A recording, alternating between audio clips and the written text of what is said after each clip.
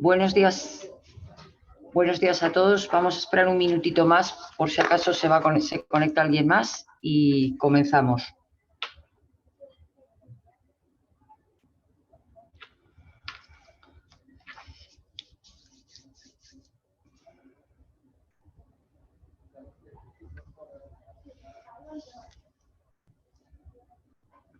Bueno, yo creo que ya son las 12.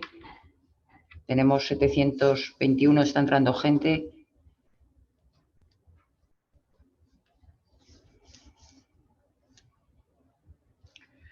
Bueno.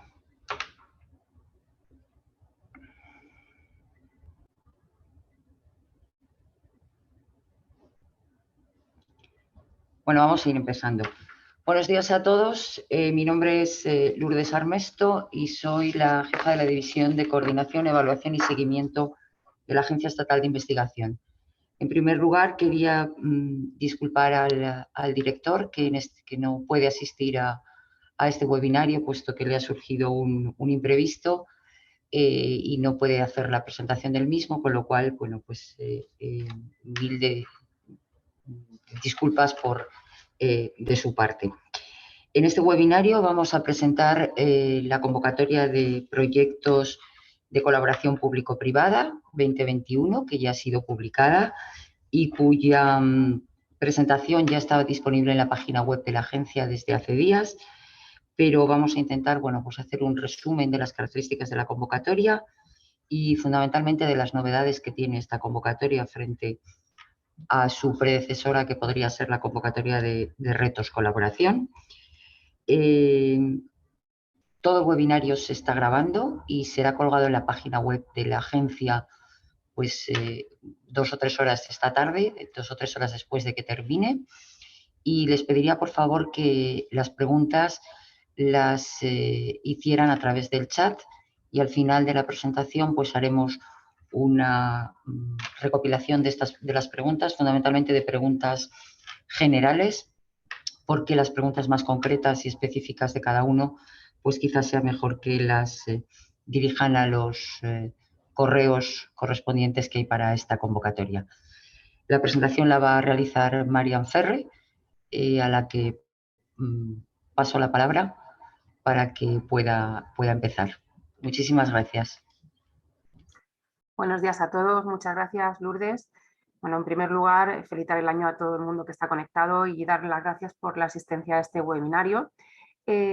Como decía Lourdes, vamos a hacer una presentación de la convocatoria de colaboración público-privada. Voy a colocarla. ¿Se ve correctamente? Sí, ya se ve bien. De acuerdo. Pues, como decíamos, vamos a presentar la convocatoria de colaboración público-privada, la correspondiente al año 2021, ya que es una convocatoria que se publicó en diciembre, justo el último día del año, en el Boletín Oficial del Estado, y es una tramitación anticipada de las actuaciones a realizar en el 2022. Esta convocatoria, como ya apuntaba Lourdes, es la sucesora de Retos Colaboración. En este caso, bueno, pues hemos adaptado su nombre a la nueva Estrategia Española de Ciencia, Tecnología e Innovación, que deja de hablar de los retos de la sociedad y habla de líneas estratégicas, de acciones estratégicas, y en este sentido pues hemos querido adaptar la convocatoria a la nueva terminología. Es una convocatoria que tiene como marco el Plan Estatal, es una convocatoria que está contemplada en el Plan Estatal de Investigación Científica, Técnica y Innovación 21-23, y que además está incluida en el Mecanismo de Recuperación y Resiliencia de la Unión Europea, lo que conocemos familiarmente como el Plan de Recuperación. Esto lo que implica es que ha dado la opción, la posibilidad de dotar esta convocatoria con más presupuesto que en convocatorias anteriores. Pero eso sí, también requiere de unos requisitos que en otras convocatorias no se exigían. El marco regulatorio de esta convocatoria a nivel de la Unión Europea es el Reglamento 651 del 2014 de la Comisión, por el que se rigen la participación de las empresas, fundamentalmente las ayudas de Estado, en las actividades de I+D+I. Y además hay otro reglamento de la Unión Europea del 2020 el 2094, en este caso del Consejo, que regula todo lo relacionado con el instrumento de recuperación de la Unión Europea, en el que, como hemos dicho, esta convocatoria recibe fondos. A nivel nacional, esta convocatoria, como decíamos, se publicó el 31 de diciembre del 2020, es una orden del Ministerio de Ciencia del 27 de diciembre y que, como novedad, esta vez estamos acostumbrados a tener dos documentos: la orden de bases que regula la convocatoria y el propio documento de la convocatoria. En este caso, los dos documentos aparecen en esta única publicación, con lo cual todo, digamos, el marco regulatorio nacional necesario para la convocatoria está en esta orden, en la orden 1502 del 2021. Una salvedad: todas las transparencias que tienen una estrella amarilla a la derecha implican que hay algo nuevo respecto a la convocatoria, la última convocatoria del 2019 de Retos Colaboración, por aquellos que ya tuvieron experiencia en presentación de solicitudes en esa convocatoria. La esencia de la convocatoria sigue siendo la misma que Retos Colaboración. Son proyectos en colaboración público-privada destinados a financiar proyectos de desarrollo experimental y siempre en colaboración entre empresas y organismos de investigación. Tienen una última finalidad, esta convocatoria, que es avanzar en la incorporación de conocimientos y resultados científico-técnicos que permitan la validación y el desarrollo precompetitivo de nuevas tecnologías, productos y servicios, creando el contexto adecuado que estimule la generación de una masa crítica de investigación, desarrollo e innovación de carácter interdisciplinar para su aplicación, transferencia, búsqueda de soluciones y generación de resultados tanto en las trayectorias tecnológicas e innovación de las empresas como en el mercado. Los tres grandes objetivos, o lo que siempre ha pretendido esta convocatoria, es movilizar inversión privada para conseguir que los índices de innovación del país cada vez sean mayores, generar empleo de alta cualificación y ayudar a la mejora de la balanza tecnológica del país. Y, por supuesto, contribuir y reforzar la capacidad de liderazgo internacional de nuestro sistema de ciencia, tecnología e innovación. En el caso de esta convocatoria, los proyectos que se presenten deberán de estar dirigidos a una de las prioridades temáticas que se contemplan en este Plan Estatal de Investigación 21-23 y que son los que aparecen registrados en esta transparencia. Las 6 prioridades son las prioridades de salud, cultura, creatividad y sociedad inclusiva, seguridad civil para la sociedad, mundo digital, industria, espacio y defensa, clima, energía y movilidad, y alimentación, bioeconomía, recursos naturales y medio ambiente. Las grandes características de los proyectos, pues como decía, son proyectos de desarrollo experimental en colaboración, siempre liderados por una empresa. En este caso, como tenemos que tener un producto al final del proyecto cercano al mercado, listo para dar el salto al mercado, entendemos que es el tejido empresarial quien debe traccionar estos proyectos, ya que finalmente son ellos los que tendrán que poner un producto a disposición de la sociedad, siempre basado en la generación de conocimiento que tenemos desarrollada en el país. Esta empresa siempre será el representante de la agrupación, será el coordinador de los consorcios, pero además permitimos una figura de coordinador técnico, ya que entendemos que en algunos consorcios, sobre todo en los que están liderados por empresas pequeñas, quizá por falta de experiencia en esta materia, se permite que uno de los participantes del consorcio, uno de los organismos que participan en el consorcio, para esto simplemente hay que reflejarlo en la memoria del proyecto y con esto será suficiente. La participación mínima que se exige a cada uno de los participantes en el proyecto es del 10%.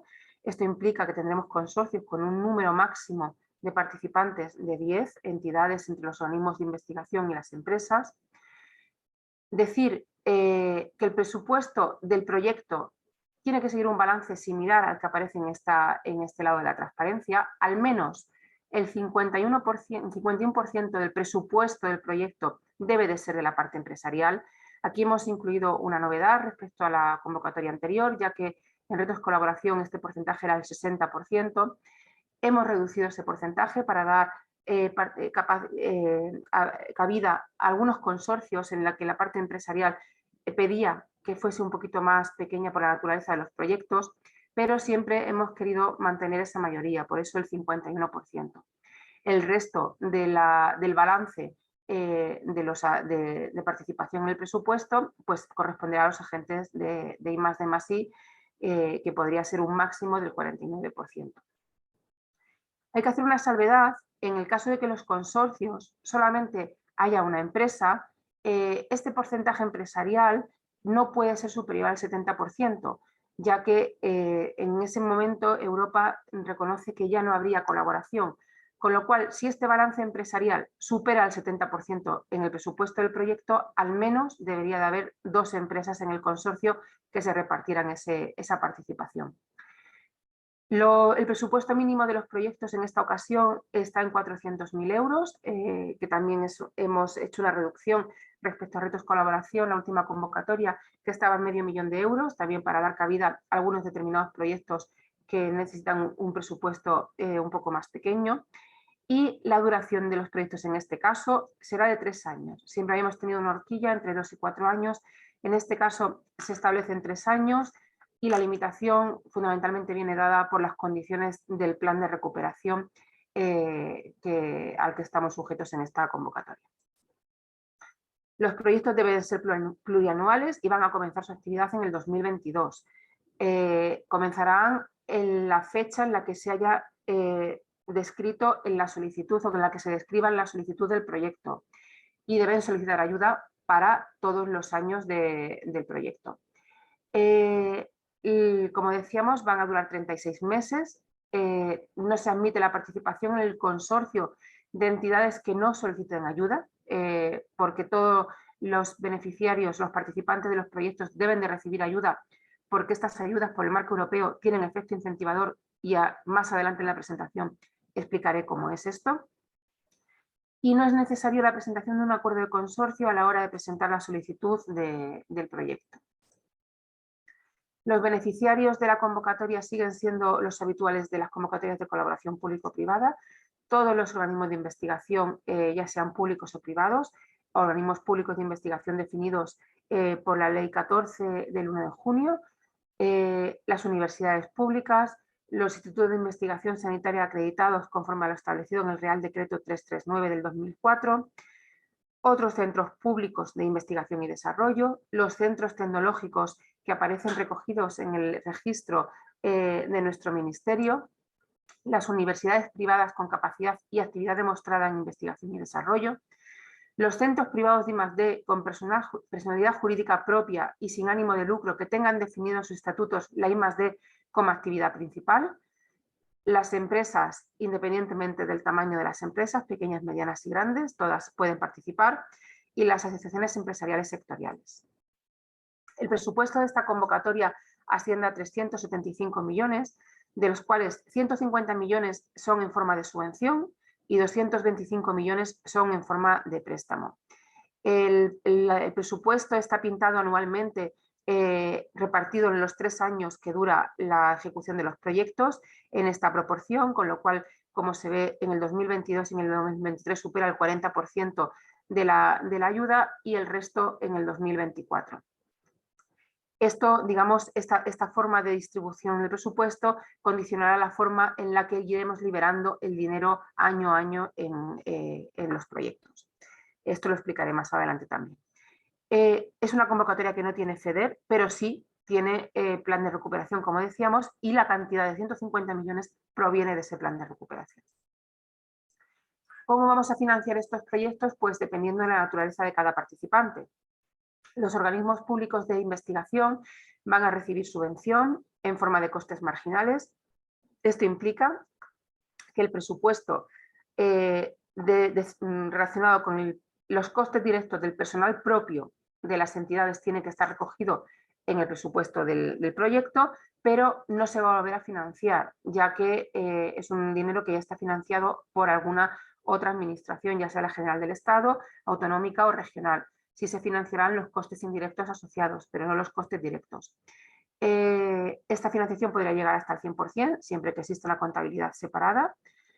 El caso de los organismos privados de investigación también van a recibir subvención, También podría llegar hasta el 100% y en este caso a costes totales, esto es decir, en este caso los costes directos del personal propio de la entidad sí se financian.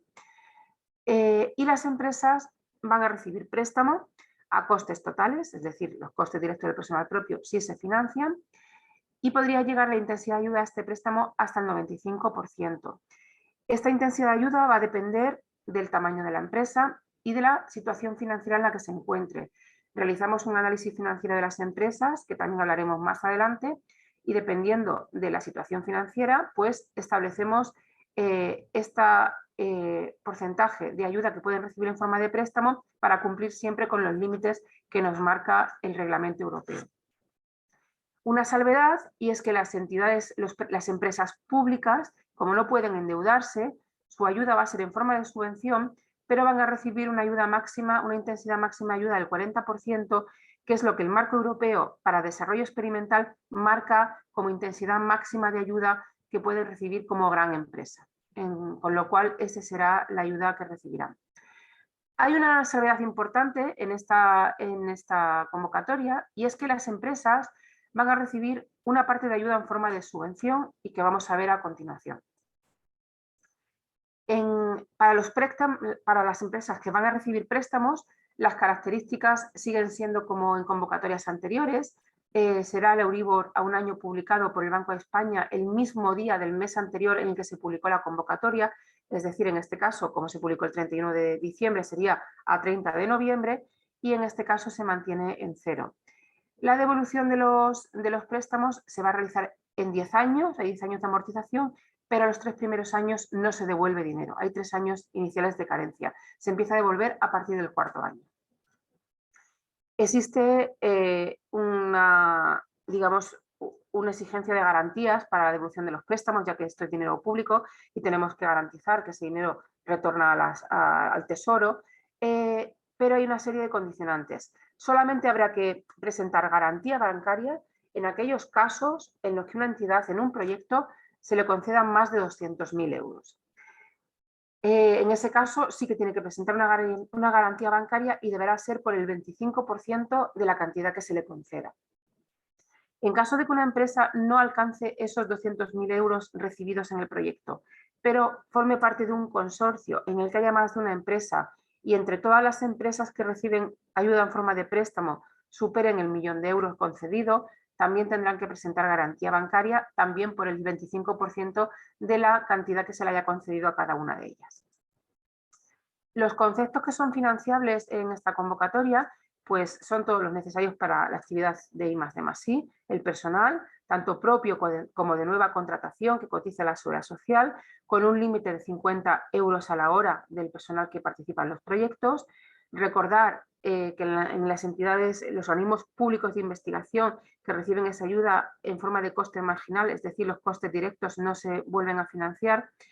Hay que incluir ese personal en el presupuesto, computa para esa participación, ese 10% mínimo de participación que tienen las entidades en el proyecto, y también tienen que disponer de partes de dedicación de horas al proyecto, porque luego tenemos que, hacer la justificación en base a esto, ya que los costes indirectos se calculan en función de los costes de personal.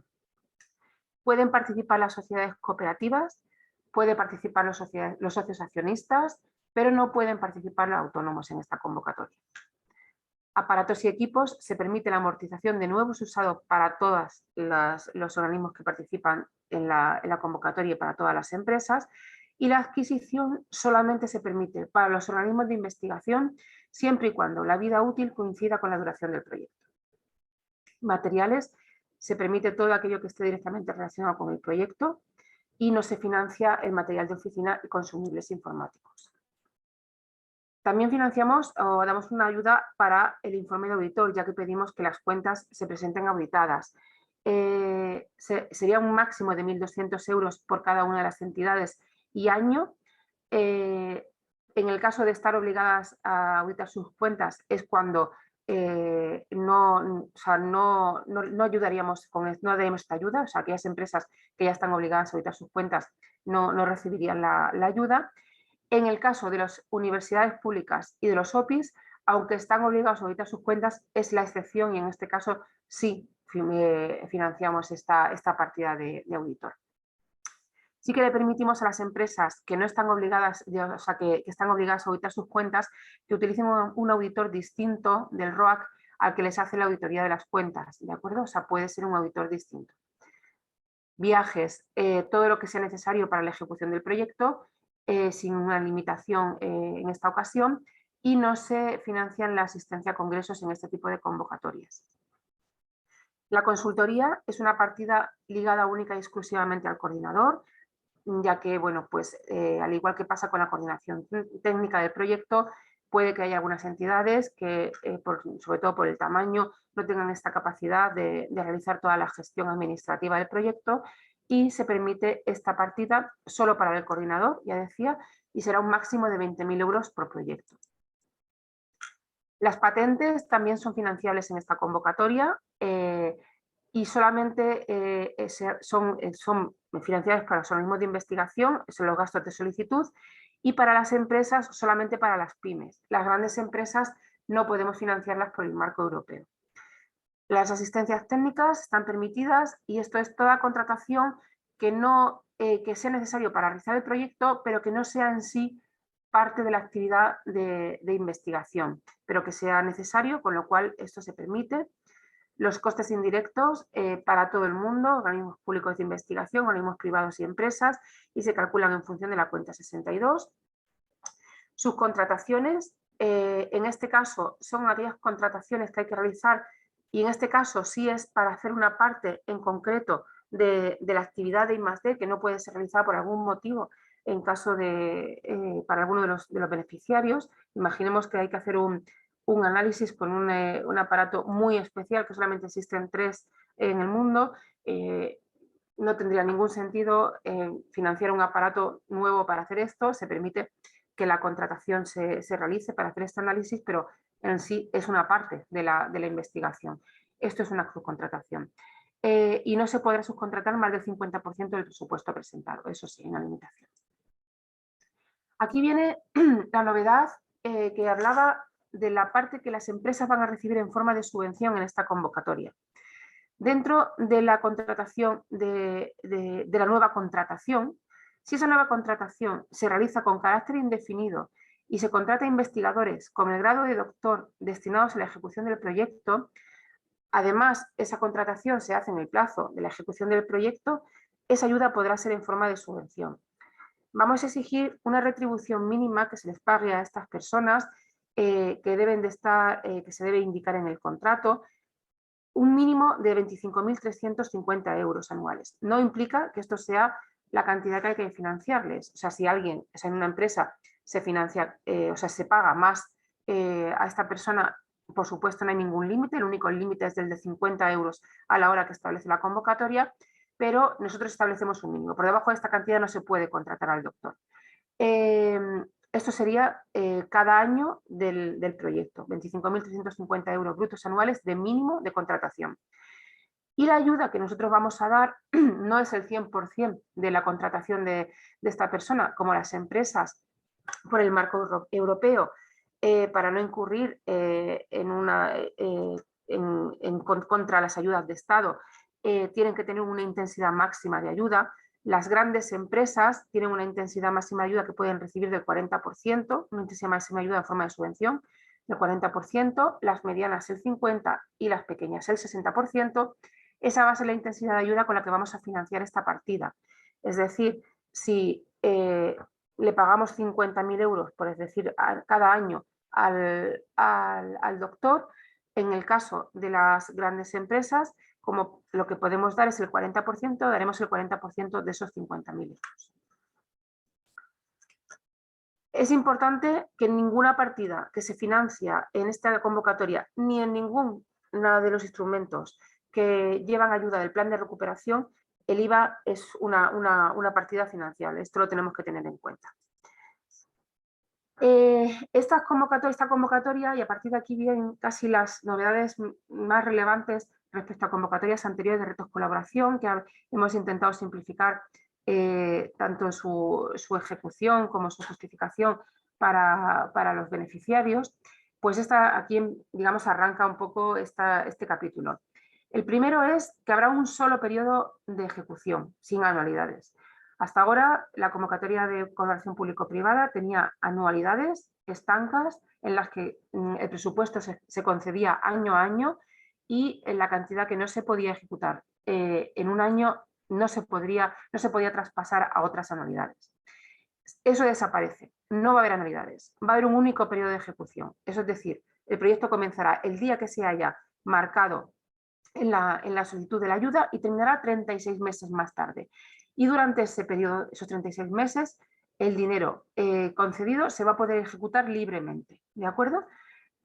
No va a tener que estar acompasado a la forma en la que vamos a liberar el dinero. Liberaremos el dinero, como decía cuando he presentado el presupuesto, o sea, con esa proporción que está en cada año, algo más del 40% el primer año, algo más del 40% el segundo año y algo menos del 10% el tercer año. Esto significa que es la forma en la que van a recibir el dinero del proyecto, pero no implica que haya que gastarse el 40% el primer año, el 40% el segundo y el 10% el tercero. Se puede ejecutar el primer año el 20% solamente, eso sí, cuando se llega al final de los 36 meses habrá que haber ejecutado el 100% de la ayuda. Todos los años habrá que presentar una justificación económica de los gastos que se hayan incurrido cada año y, como digo, no hay un porcentaje establecido. Aquí vienen más novedades de la convocatoria y es que este año esta convocatoria vamos a concederla a nivel de costes directos y costes indirectos. Si alguno ha tenido experiencia en convocatorias anteriores, esta convocatoria tiene una resolución de concesión pormenorizada en la que se llegaba al detalle con conceptos, subconceptos, incluso detalle de las partidas que eran financiables. Eso implicaba que cada vez que había alguna desviación en el proyecto había que solicitar una modificación para poder, digamos, ejecutar la mayor parte del presupuesto y había que aprobarlo, con lo cual esto implicaba una gestión burocrática tanto para el beneficiario como, por qué no decirlo, para nosotros bastante importante, y esto lo hemos también simplificado. Vamos a ejecutar a nivel de coste directo y coste indirecto, con lo cual la partida que se dé en coste directo se podrá utilizar libremente entre todas aquellas partidas que son financiables dentro de la convocatoria que hemos visto anteriormente. Evidentemente, aquellas que tienen alguna limitación de, por ejemplo, pues los 20.000 euros de la consultoría dedicados al coordinador, no podrá sobrepasarse de esos 20.000 euros, pero el movimiento de dinero será libre dentro de esos costes directos. Con lo cual, cada vez que, o sea, no habrá que pedir una modificación de las partidas presupuestarias cada vez que haya una desviación, como decíamos. Se podrá también, respecto al personal que se declara en la solicitud, se podrán realizar cambios de ese personal imputado, pero habrá que tener en cuenta que siempre tiene que ser por alguien, digamos, equivalente, en tanto en formación como en titulación. Y cuando se haga la justificación económica, habrá que justificar y motivar dichos cambios.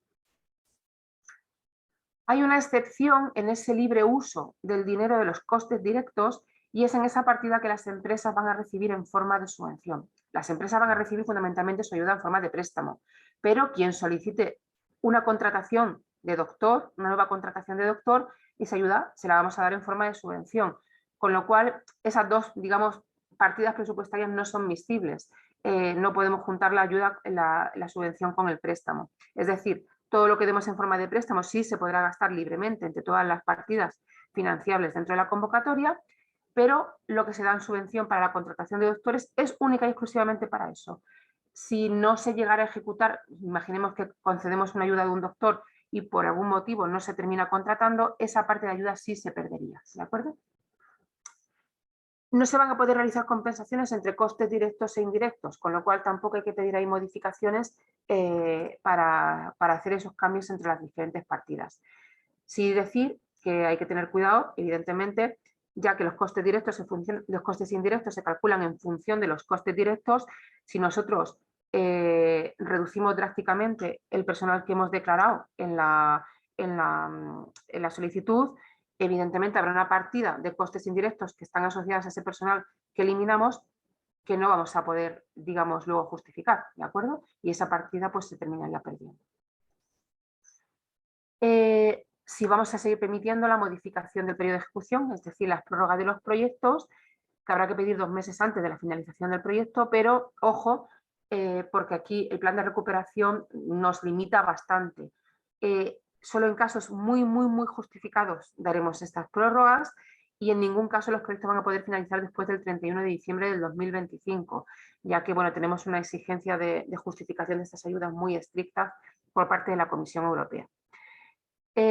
También vamos a permitir, como ha venido siendo habitual, la modificación en los cambios de consorcio. Esto no implica que un socio se sale del consorcio y entra uno que no estaba en el consorcio. Eso no se permite. Lo que se permite es que solamente en causa, cuando hay una causa sobrevenida, como puede ser fundamentalmente un concurso de acreedores en el que desgraciadamente una de las entidades, una de las empresas que forman parte del consorcio, pues se llega a esta situación y no puede seguir adelante con el proyecto, hay que presentar 4 meses antes de que acabe el proyecto la solicitud de este cambio de consorcio y nosotros valoraríamos si las entidades que siguen formando parte del consorcio pueden seguir adelante con el proyecto para llegar al objetivo inicial que se presentó, eso es fundamental, y si se pueden o se quieren repartir la ayuda que no se haya ejecutado por la entidad que se marcha. Es decir, que si en un proyecto solamente hay una empresa y organismos de investigación, si la empresa, por ejemplo, desapareciera, el proyecto sí que no podría seguir adelante. Desaparece la colaboración público-privada, ¿de acuerdo? Y como digo, esto se puede realizar pues, desde que empieza el proyecto, porque nunca se sabe cuándo puede ocurrir una situación de este estilo, y hay un límite de 4 meses antes de finalizar la ayuda. Una vez en los 4 últimos meses no se podría realizar este cambio de consorcio, ¿de acuerdo? ¿Cómo se va a hacer el seguimiento y la justificación de estas ayudas? Pues habrá que presentar un solo informe científico-técnico al final de las ayudas y también pues la presentación de los indicadores que se establecen en la convocatoria. La justificación económica, como decíamos, se haría año a año con los gastos que hayamos ido incurriendo año a año y la presentación de esa justificación económica es lo que va a dar lugar a la liberación automática del pago del año siguiente. Es decir, cuando acabe el 2022, presentaremos los primeros meses del 2023 la justificación económica del 2022 y eso automáticamente liberará la partida de presupuesto del 2023. ¿De acuerdo? Aquí viene una parte que supongo que ya a estas alturas del plan de recuperación y con todas las convocatorias que hemos ido convocando en la agencia ya todos conocemos, pero que es fundamental, y es que el plan de recuperación nos exige hacer un autoanálisis a los beneficiarios y un análisis de cumplimiento por nuestra parte a los proyectos de no causar un daño significativo al medio ambiente, lo que se conoce como el DNSH en sus siglas en inglés. Bueno, esto viene marcado por el reglamento de taxonomía, y lo que fundamentalmente pues es esto, no se puede hacer un daño, nuestras actividades no pueden dañar directamente el medio ambiente o indirectamente, y además hace mucho hincapié también en concreto en el tema de los combustibles fósiles y de las tecnologías relacionadas al incremento de las emisiones de gases de efecto invernadero. Decir que este análisis es bastante importante, ya que es un motivo de exclusión, o sea, es una revisión administrativa previa a la evaluación técnica y si a pesar de ser un análisis técnico de alguna forma, pero es una condición administrativa y si no se supera este análisis no se puede seguir evaluando el proyecto, con lo cual quedarían desistidos o excluidos. Como decía, esto es una indicación del mecanismo de plan de recuperación, del reglamento de taxonomía y además hay una guía técnica que se publicó en la Unión Europea y que está a disposición de todos ustedes donde están los datos de la convocatoria en nuestra página web, donde se explica cómo cada proyecto tiene que hacer su autoanálisis de su situación respecto al medio ambiente. Los objetivos medioambientales que el reglamento de taxonomía nos dice que no podemos dañar son estos que aparecen en la pantalla la mitigación del cambio climático, la adaptación al cambio climático, el uso sostenible y protección de los recursos hídricos y marinos, la transición hacia una economía circular, la prevención y control de contaminación y la protección y recuperación de la biodiversidad en los ecosistemas. Nuestros proyectos deben de ser muy cuidadosos con todos estos 6 objetivos. El análisis se va a realizar objetivo a objetivo y proyecto a proyecto, con lo cual hay que hacerlo cuidadosamente porque nosotros luego verificaremos con un equipo de expertos externos que ese análisis cumple con las condiciones que se establecen en este DNSH. En este caso, el análisis de este DNSH está incluido en el cuestionario de solicitud de la ayuda y habrá que cumplimentarlo obligatoriamente para presentar la solicitud. Muy resumidamente, ¿qué significa esto? ¿Qué significa el cumplir con este principio del DNSH? Bueno, pues tenemos que analizar en cada uno de nuestros proyectos, objetivo a objetivo, si nuestro proyecto, por algún motivo, podría tener una implicación negativa en alguno de esos 6 objetivos que hemos visto.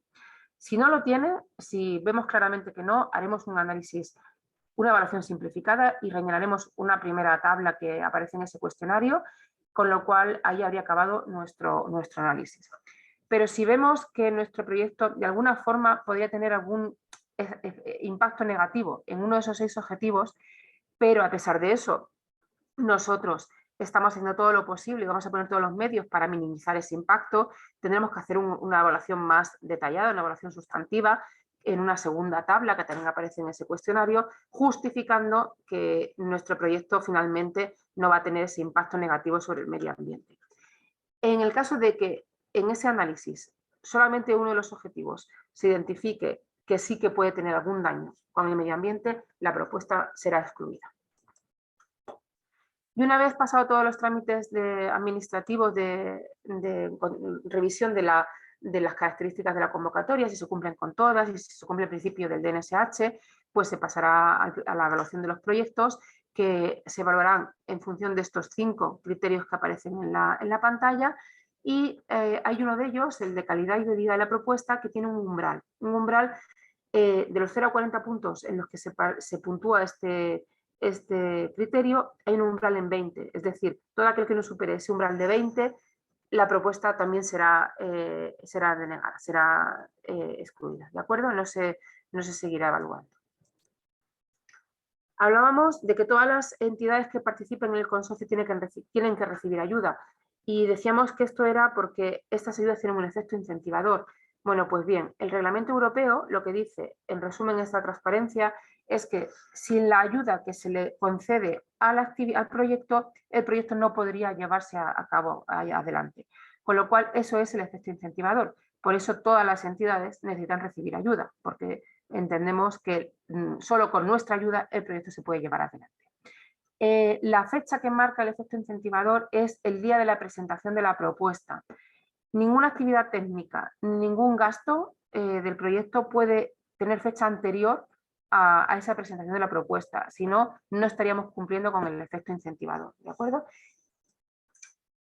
La memoria, pues también hemos reducido su contenido respecto a convocatorias anteriores, tendrá un máximo de 40 páginas excluyendo la portada y el índice, hay una serie de recomendaciones en cuanto al idioma y al tipo de letra y hay un contenido indicativo de la memoria en la orden que ya está publicada y es importante recordar que no se deben de incluir en la memoria actividades que no forman parte de entidades que no forman parte del consorcio porque no tienen ningún valor a la hora de la evaluación y ni incluir actividades de las entidades que forman parte del consorcio que no tienen nada que ver con el proyecto. Esto es simplemente, eso ha parecido bastante obvio, pero nos hemos encontrado muchas veces con esa situación y es absurdo gastar, digamos, esa capacidad que tenemos de 40 páginas del proyecto en cosas que luego no son evaluables, ¿de acuerdo? Aparte de la solicitud y de la memoria del proyecto, las empresas tienen que presentar una serie de documentación, ya que hemos hecho la indicación anteriormente de que hacemos un análisis financiero de las empresas, nos lo exige Europa, para saber si están en condiciones de recibir ayuda pública o no. Con lo cual, y en función de ese análisis, o bien el proyecto no se puede financiar porque se determina que alguna de las entidades de las empresas no pueden recibir más ayudas públicas por algún motivo, o la clasificación financiera que tienen marcan la intensidad del préstamo que podemos dar. Con lo cual, si por ejemplo, una pequeña empresa, la más pequeñita que tengamos, está muy saneada, tiene una clasificación financiera A+, pues podría recibir una intensidad máxima de un 95%, como decíamos, ¿de acuerdo? Para eso, bueno, pues las empresas que están obligadas a presentar sus cuentas en el registro mercantil no tienen que presentar ninguna información, ya que la empresa que realiza este análisis extraerá la información del registro mercantil directamente, pero si no estamos obligados a presentar nuestras cuentas, sí que hay que presentar las cuentas de los 3 últimos ejercicios, y si son empresas que por la antigüedad inferior a 3 años no tienen estas cuentas, presentar las que se tengan y en cualquier caso un plan de negocio para los 5 ejercicios siguientes. Recordar también que si hay personal asociacionista que participa en los proyectos, hay que presentar la escritura notarial donde conste la vinculación del personal imputado en los gastos de personal con dicha entidad. Y además habrá que aportarse la copia de la titulación académica de ese personal que se imputa. Ya para ir terminando, simplemente pues recordar que hay que tener en cuenta que todos los actos administrativos de esta convocatoria se realizan por comparecencia electrónica y que es importante tener a nuestras entidades dadas de alta en el sistema de entidades de la Secretaría de Estado y del Ministerio y el registro unificado de solicitantes. Esto es para los representantes legales. Y importante tener un certificado de firma electrónica avanzada actualizado y en funcionamiento, porque todo el mundo tiene que firmar la propuesta. Y bueno, pues sería una pena que después de todo el trabajo realizado nos encontremos a última hora que no podemos realizar esta firma. Y bueno, como ya habrán podido leer en la convocatoria y en todos nuestros anuncios, esta convocatoria va a abrir ventanillas el 19 de enero de este año y va a cerrarla el 9 de febrero a las 14 horas, hora peninsular. Y bueno, pues por mi parte, esto es toda la presentación que quería realizar y bueno, pues a partir de ahora vamos a abrir un turno de preguntas y estaré encantada en responder todo aquello que sea capaz. Muchas gracias, Marian. Vamos a intentar resumir un poco las preguntas que ha habido en el chat, que han sido muchísimas. Yo me voy a encargar un poco de la primera parte y luego mi compañera Estefanía se encargará de la segunda.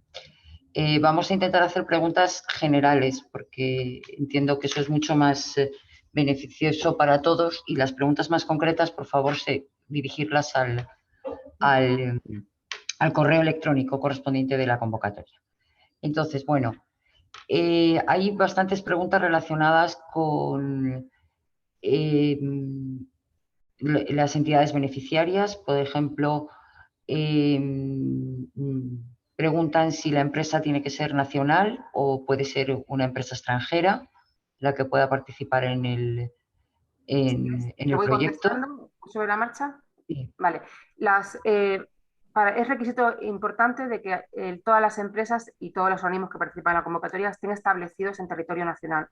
Podría ser una empresa, digamos, de fuera del territorio nacional, pero que siempre que tenga una sede establecida con un CIF español. A ver. También comentan si existe algún tipo de limitación entre el tamaño de la empresa y el presupuesto con el que participa. No, en principio no hay ninguna limitación. Algo que, evidentemente, como la ayuda que se va a dar es en forma de préstamo, lo que tenemos es ser capaces de que tenemos la capacidad de absorción y de devolución de esta ayuda.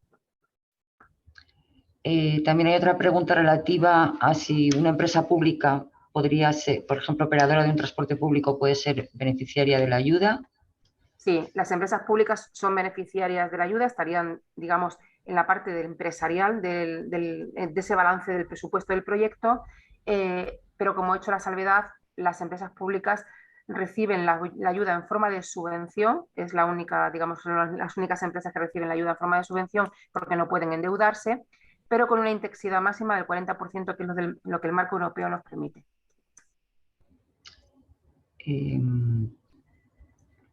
A ver, en el tema de los autónomos, por ejemplo, también preguntan si es posible que participen autónomos como subcontratistas. A ver, se puede hacer una subcontratación, pero tiene que ser de una actividad que haga falta para el proyecto. Si detrás de la actividad hay un autónomo, pues evidentemente, pero lo que se subcontrata es una empresa, no a un autónomo, fundamentalmente. También hay otra duda relativa a si es posible que en el consorcio esté formado por dos empresas vinculadas entre sí y un centro de investigación, por ejemplo. Siempre y cuando tengan identidad separada, separados, sí se podría.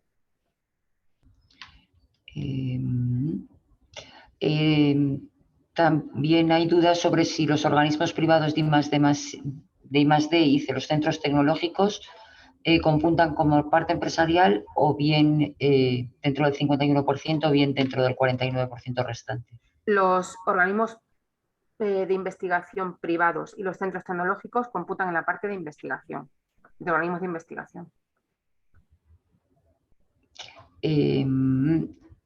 También, a ver, bueno, luego hay algunas preguntas relativas, por ejemplo, a cómo debe de ser y qué importancia tiene el coordinador técnico. Por ejemplo, si el coordinador técnico tiene que ser del ámbito empresarial o puede ser un agente de I+D+I. El coordinador técnico puede ser, o sea, cualquiera de las entidades que participan en el consorcio.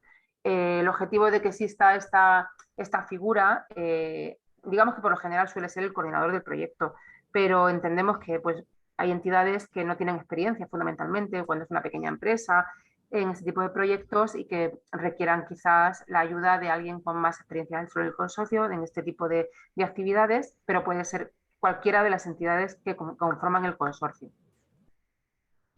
Y también nos piden aclaraciones sobre cuáles son las funciones reales que debe tener el coordinador técnico, que se le atribuirán al coordinador técnico.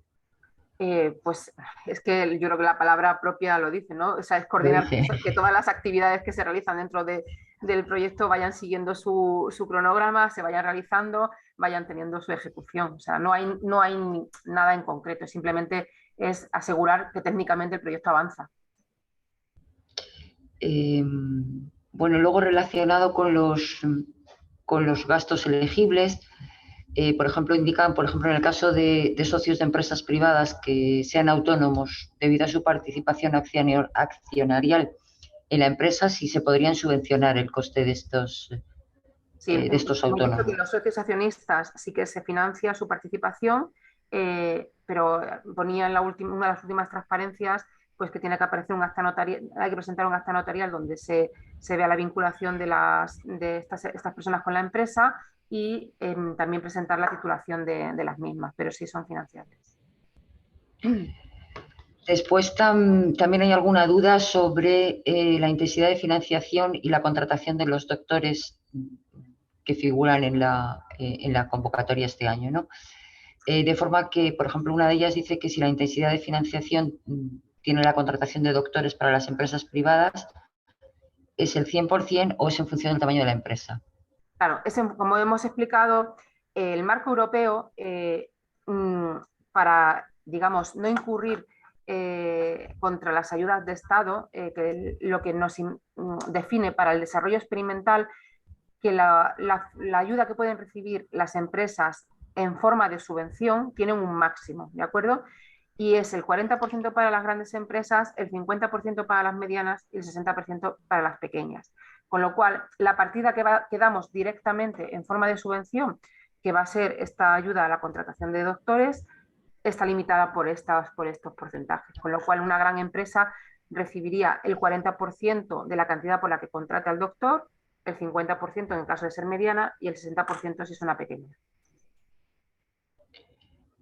Vale. Bueno, también hay alguna pregunta sobre cómo se calculan los costes indirectos, tanto, por ejemplo, en el caso de universidades, si hay algún porcentaje o... Son en función de la cuenta 62 y bueno, pues luego a la hora de la nosotros internamente pues establecemos hacemos un análisis de lo que es financiable, pero se calculan en función de la cuenta 62, directamente relacionados con los gastos de personal del proyecto. Otra pregunta sobre... Perdona, relacionado con eso había una pregunta que iba en el sentido de saber si en los organismos públicos se computaba el personal propio, también compute en el cálculo de los costes indirectos. Sí. ¿Me has dejado acabar? Sí. Sí, vamos a Sí, ver. iba a decirla yo justamente ahora. Perdona. Sí, como decíamos, el personal propio de los organismos de investigación públicos debe de aparecer reflejado a la hora de hacer el presupuesto del proyecto, o sea, para computar la participación de esa entidad en el consorcio, también porque se necesitan para el cálculo de los costes indirectos. La única salvedad es que los costes directos de ese personal propio no se vuelven a financiar, porque ya están financiados por una administración. Vale, también hablan de si sería subvencionable, por ejemplo, el gasto de las patentes. Solamente El proyecto. la solicitud de las patentes y son financiables para todo el mundo, excepto para las grandes empresas, porque el marco europeo no lo permite. ¿También hay alguna duda sobre los TRLs que abarca esta convocatoria? Bueno, nos estamos moviendo en TRLs en torno a 5, algo así. No hay un TRL establecido, pero estamos en ese entorno, 5 o 6. Y por último, de las que tengo yo recogidas de la primera parte, pues hay algunas preguntas relativas a la incompatibilidad de estos proyectos con proyectos de retos colaboración en curso o en el caso de los Estos OPIs, proyectos son con compatibles, otras convocatorias del plan. son compatibles con todas las convocatorias. Pues yo creo que de lo que he recogido yo no hay ninguna cosa más. Quizás Estefanía, no sé si ha recogido alguna más, la última parte. Estefanía, no se te oye. ¿No se te oye? Perdón, vale. Hay un poco de confusión respecto a la duración de los proyectos, porque se pregunta mucho si un proyecto no empieza el 1 de enero del 2022, si empieza, por ejemplo, en junio o incluso en noviembre. Y que has dicho que la duración sería de 3 años. Entonces, lo que pregunto es, en el caso de que terminara en el 24, si sería una duración inferior a 3 años. ¿Se puedes aclarar cómo es el tema? La duración son 36 meses. O sea, desde el día que se marca en la solicitud que el proyecto comienza, independientemente cuando sea, vamos a poner que es el 1 de junio, el proyecto a partir de ese momento hay que contar 36 meses. Es la duración de los proyectos. Y siempre que no termine después del 25, sí, del 31 de diciembre. Sí. Luego, preguntan si sería un gasto elegible el uso de servicios centrales del organismo solicitante, que aparece descrito en la orden de bases, pero no está en los gastos financiables de la convocatoria. Estos servicios centrales se supone que están implícitos dentro de los costes indirectos que se financian. Luego también se pregunta sobre el DNSH. Yo creo que eso fue antes de que tú lo hubieras explicado. Si se incluía en la memoria en la solicitud o si era un documento aparte. En esta convocatoria está incluido en el cuestionario de solicitud de la ayuda, ¿de acuerdo? No es como en otras convocatorias iniciales que hicimos, estaba como anexo de la memoria, pero en este caso está en el cuestionario de solicitud. Preguntaban también sobre si la solicitud es única o si cada una de las entidades debe presentar la suya. No, eso también yo creo que se ha explicado. Hay una única solicitud. O sea, hay que recoger, por supuesto, la actividad global del proyecto. Estamos presentando un único proyecto con socios, con lo cual la solicitud debe de ser única, la realiza finalmente el representante legal de la agrupación, del coordinador de la empresa coordinadora de la entidad, aunque la participación sí la firma cada uno de los socios del proyecto. Se pregunta también si el plan de negocios a 5 años de las empresas solamente es necesario para las empresas que tengan menos de 3 años o es obligatorio para todas. No, solo para las de nueva creación, para las que tengan menos de 3 años. Ya que al no tener las cuentas, digamos, de los últimos 3 ejercicios, de alguna forma hay que valorar la capacidad de esta empresa para poder absorber fondos públicos. Y preguntaban también si el acuerdo de consorcio, yo creo que Lourdes también antes lo ha preguntado, si había aunque no haya que presentarlo en la solicitud, si después sería necesario presentarlo en caso de que se financie el proyecto. No hay, en ningún caso hay que presentarlo, pero la recomendación es como de uso interno del consorcio, quien crea que deben de quedar cosas regidas como pues propiedad de resultados o temas así para evitar posibles conflictos, digamos que es una buena medida, una buena práctica, pero en ningún momento tendrá que presentarlo a la agencia. Se preguntaba también si se pueden justificar gastos de personal propio de la empresa que no sea de nueva contratación. Yo creo que hay ahí confusión sobre las ayudas a la contratación de personal. Claro, se financia tanto personal propio como de nueva contratación. Y de nueva contratación, si no son doctores, recibirán la ayuda en forma de préstamo como se recibe en el resto de las partidas del proyecto, y la salvedad de que si esa nueva contratación es a un doctor de forma indefinida, la ayuda será en forma de subvención. Y se pregunta también sobre la justificación económica, cómo se realizaría, si sería siempre de enero a marzo, una vez finalizada la anualidad, y cómo sería en el caso del, bueno, no es anualidad, es un solo periodo de ejecución del proyecto, se refieren a las justificaciones económicas anuales. Sí. Y cómo sería una vez finalizado el proyecto, cuál sería el periodo para la justificación. Claro, digamos, del primer año y del segundo año habrá que realizarlo en los 3 meses siguientes. O sea, por ejemplo, si acaba en diciembre del 2022, la primera justificación, la del 2022, hay que presentarla de enero a marzo del 23. Cuando acabe el 23, la de ese año hay que presentarla de enero a marzo del 24, y solo en el caso de que el último año tuviera algo de prórroga, sería los 3 meses después de acabar el proyecto. Si no tuviera prórroga, sería también de enero a marzo del 2025. Y bueno, había alguna pregunta también que volvía sobre el tema de los del presupuesto de 200. Te has quedado, nos hemos quedado con Estefanía.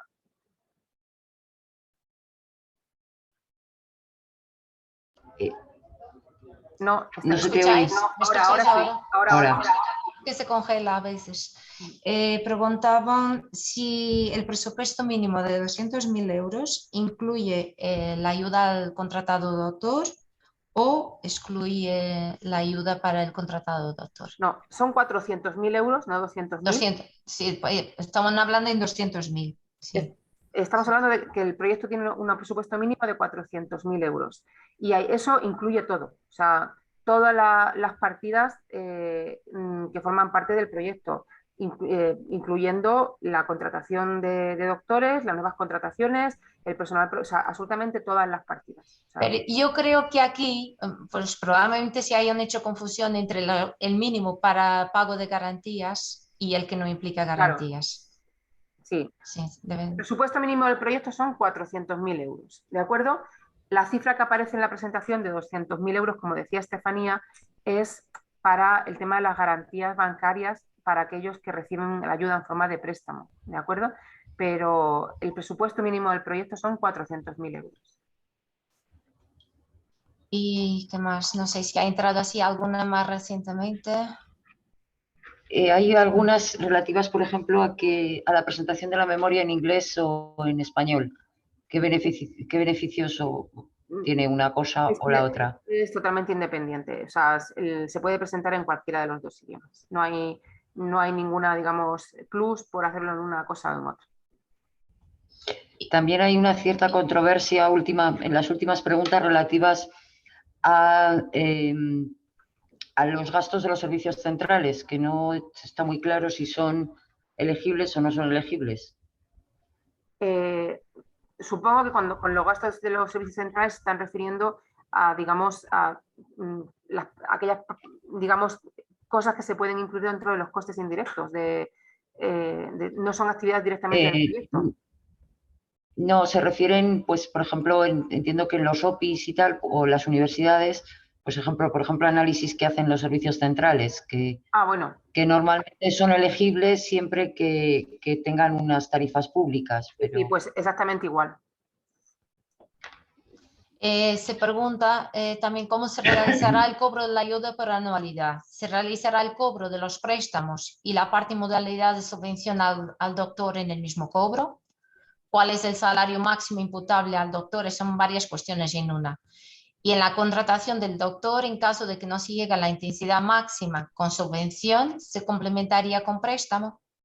No, a ver, bueno, la primera, la liberación de los fondos se hace proporcional a cómo está el presupuesto en pintado, digamos, de la convocatoria.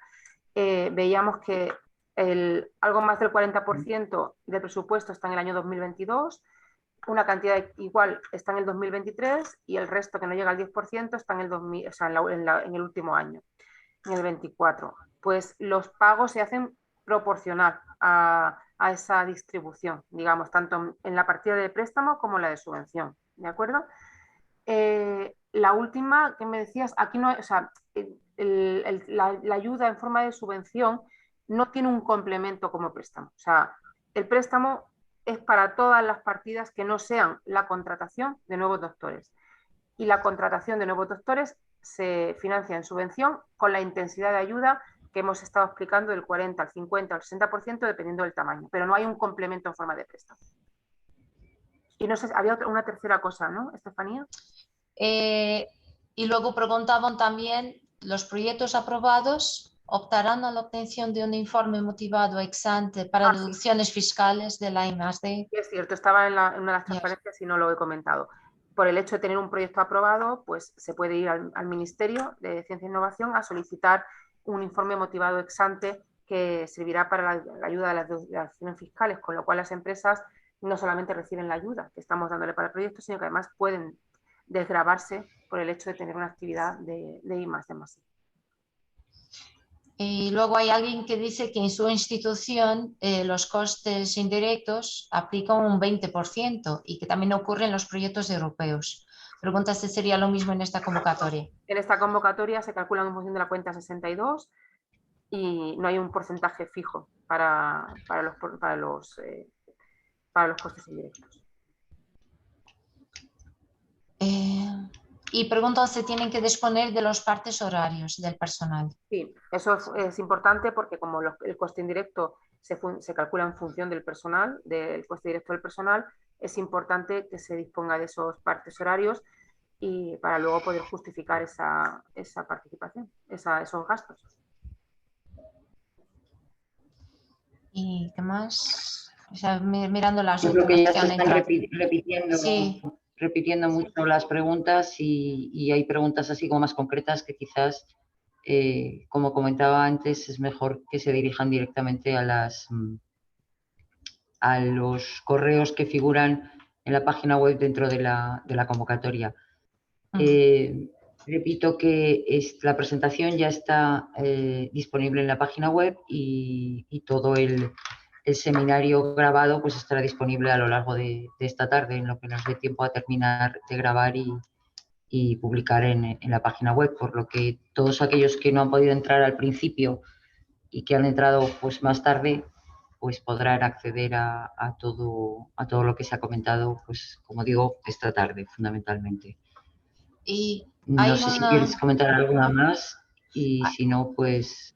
Alguien indica que en la convocatoria, según indica la convocatoria, en las 40 páginas se incluirían la portada y el índice. No, está excluido. Está excluido. Pero que dicen que la convocatoria, según la convocatoria, incluye la portada y el índice. ¿Ah, sí? Es lo que están comentando ahora aquí. Lo revisamos, no sé. Pues hay que revisarlo porque yo estaba convencida de que era excluido. Sí, no sé, hay que confirmarlo. Pero bueno, lo que diga la convocatoria es lo que manda. Si se ha incluido, pues habrá que tenerlo en cuenta. También, sí, bueno, yo creo que es eso, lo que indica la convocatoria es lo que cuenta. Bueno, pues no sé si, Marian, ¿tienes algún comentario más o alguna recomendación que dar a los posibles beneficiarios? Pues nada, que empiecen a trabajar desde ya, si no han empezado ya a trabajar al consorcio, porque cuando se abra la ventanilla el día 19, luego el tiempo es muy escaso. Y bueno, en principio yo creo que no tengo nada especial aparte de todo lo que hemos dicho. Sí que, bueno, se aproveche esta oportunidad de incorporar doctores en las empresas, que yo creo que es una buena práctica y que al final, bueno, pues es algo que va a repercutir en el beneficio de las empresas. Y bueno, nada más por mi parte. Desear a todos muy buena suerte a la hora de la presentación y la evaluación de los proyectos y bueno, esperemos que podamos aprovechar esta oportunidad que nos da el plan de recuperación de tener un presupuesto bastante mayor que en otras convocatorias para, bueno, pues tener más proyectos de esta naturaleza. Muy bien, pues muchísimas gracias, Marian, muchísimas gracias a todos los asistentes y repito, porque siguen preguntando, estará disponible esta tarde en la página web y saldrá una noticia directamente con la dirección en la página web de la agencia. Muchísimas gracias a todos por atender y muchísima suerte en esta convocatoria y nada, a ponerse a trabajar. Muchísimas gracias. Muchas gracias.